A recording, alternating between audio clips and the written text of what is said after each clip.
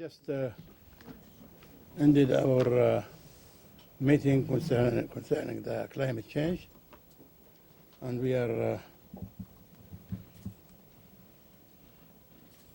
very honored by having a really eminent personality in our Trudie Styler, and also the Secretary General himself. I think we show the speakers from the representative of the different countries. They have shown really around 22 speakers in this afternoon, so they showed really their intention really, and was very impressed certainly by the small states, small island. They are subject really to the, or they are going to suffer more. I am very sympathized with them. I don't have a particular statement. I made a very long statement. I exceeded my time, I think, in the room there. But, you know, I come from a perspective of having been a founder of the Rainforest Foundation. We're 20 years old. And it began with a message from a man, a Kayapo chief, who said, there's a lot of smoke. He was speaking of his rainforest, which was being burnt. There's a lot of smoke and my people are very sick, but whatever happens in my forest today will affect all of you in your lands tomorrow.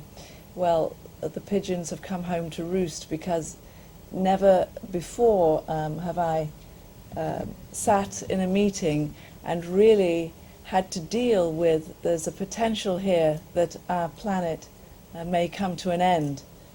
Possibly not in our lifetimes, but in our children's. And to hear the real vulnerability of the people who spoke on behalf of the state islands, the Pacific Islands, the small islands who are exposed and most vulnerable to flooding and to non-existence, was really quite heartrending and touching. And I was so appreciative.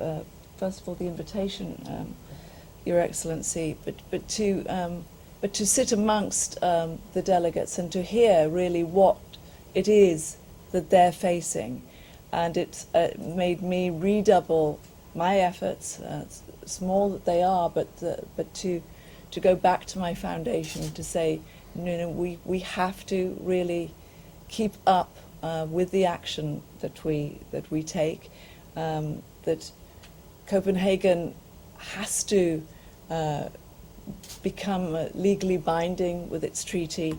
We can't just have another powwow and have no tangible results.